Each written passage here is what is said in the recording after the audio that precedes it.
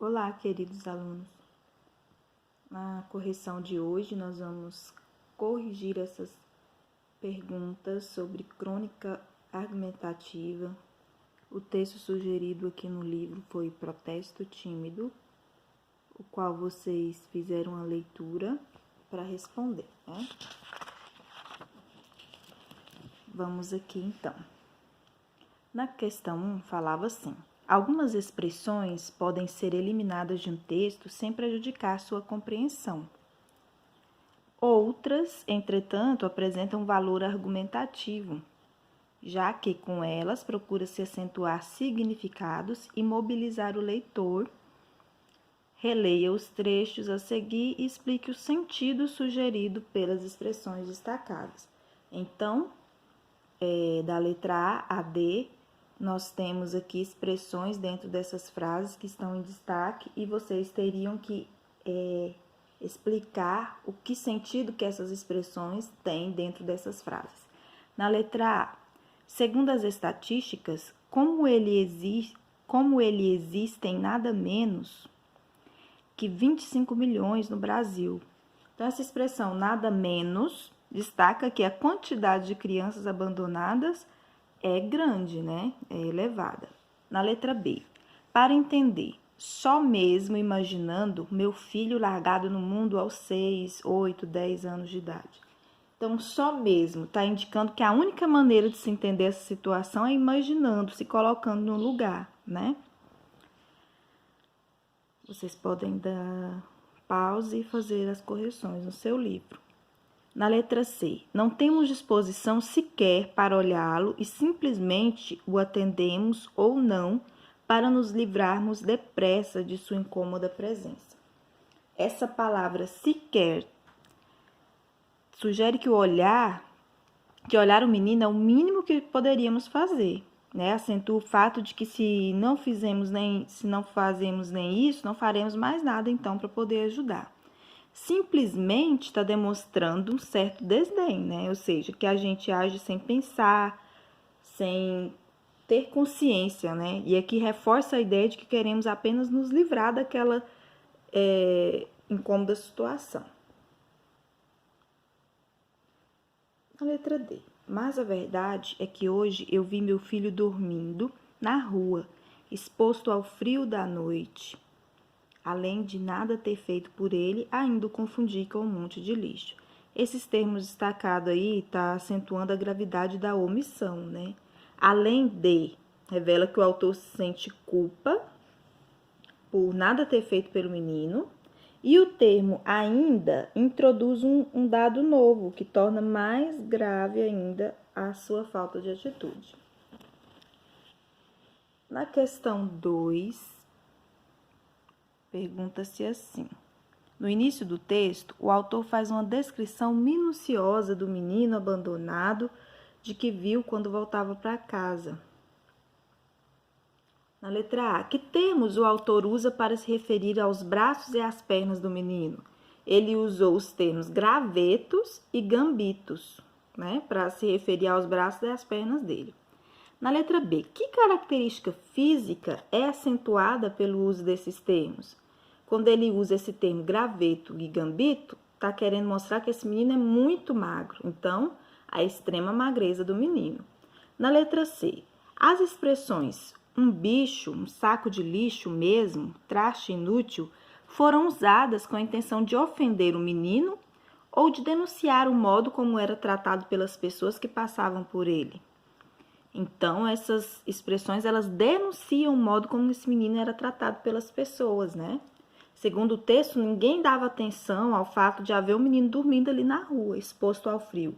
As pessoas agiam como se estivessem passando ao lado de um saco de lixo e não de um ser humano, uma criança. Então, essas expressões, elas vêm para denunciar, né, o modo com que essa criança é tratada dentro do texto. Na questão 3, no terceiro parágrafo, o autor cita versos de um poema de Drummond, intitulado Consolo na Praia. Qual é a relação entre esses versos e o assunto do texto? Aqui o cronista está perguntando, né, está questionando como se pode resolver os problemas do menino abandonado e da injustiça social. e afirma por meio desses versos que a injustiça não se resolve. Então, é um questionamento.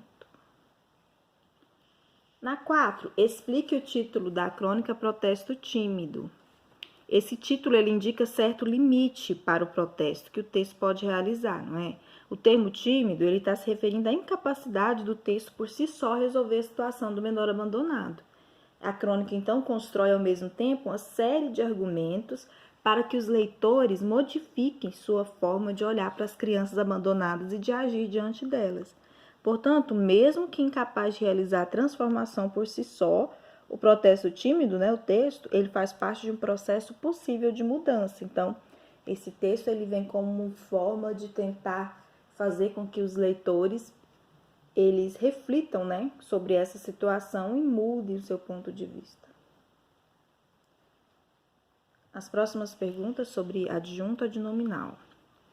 Na questão 5. O adjunto adnominal é um termo acessório.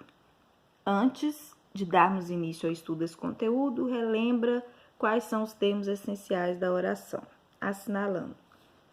No caso, quais são os termos essenciais da oração? Sujeito e predicado. Então, vocês marcariam a letra A e a letra B. Nas próximas questões aqui, questão 6, leia a frase a seguir e responda as questões propostas. Na letra A, qual é o sujeito dessa sentença? Como ele é classificado, você vai justificar. Então, aqui a gente está meio que revisando esse conteúdo, né, que já foi mostrado nas aulas anteriores. A frase era: meu menino vai me ensinando a lição valiosa. Então, o sujeito é meu menino. Como ele é classificado? É um sujeito simples, né? Uma vez que tem um único núcleo nominal, menino. Então, é um sujeito simples, porque tem um núcleo. Núcleo é a parte do sujeito mais importante, né? A palavra mais importante do sujeito. Então, menino, só um núcleo. Na letra B, o que indica o termo meu em relação ao núcleo do sujeito? Esse pronome possessivo, né, está se referindo ao núcleo do sujeito menino. Está especificando a quem ele pertence, de quem ele é. C. No predicado, qual informação complementa o seu núcleo? O que está dando complemento ao núcleo? A lição valiosa, né?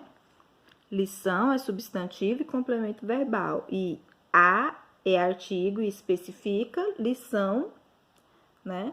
E valiosa é adjetivo, está qualificando o substantivo. Na letra D, quais são os adjuntos adnominais presentes na sentença? Meu, a e valiosa, os adjuntos adnominais. Na letra E, se a oração fosse reformulada sem os adjuntos adnominais, seria correto afirmar que a informação básica estaria preservada, mas se perderiam informações secundárias. A classificação do sujeito não se alteraria, né, não mudaria, e os substantivos perderiam suas especificidades em relação à frase original.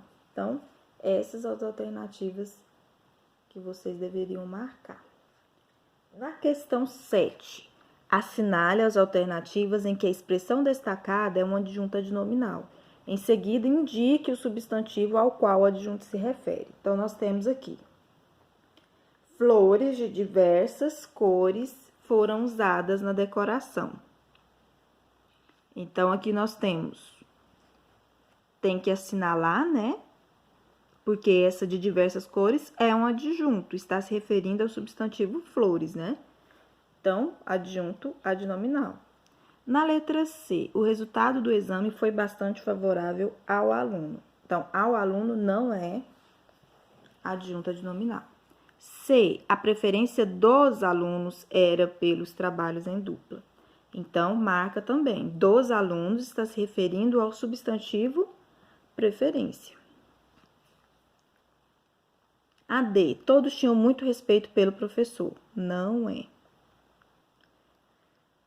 E, as mesas da sala de aula estavam novas. Então, adjunto da sala de aula refere-se ao substantivo mesas. Na F, as carteiras de madeira são mais resistentes. De madeira também é um adjunto adnominal, está se referindo às carteiras, né? Aqui na questão 8, sublinhe os adjuntos adnominais das frases a seguir. Então, na letra A, alguns, mais, um. B, dobrados, dois, as, a. C, um. D, vários, de jovens, de frutas. Então, esses são os adjuntos adnominais que tem nessas frases. Vocês só vão sublinhar. Até a próxima.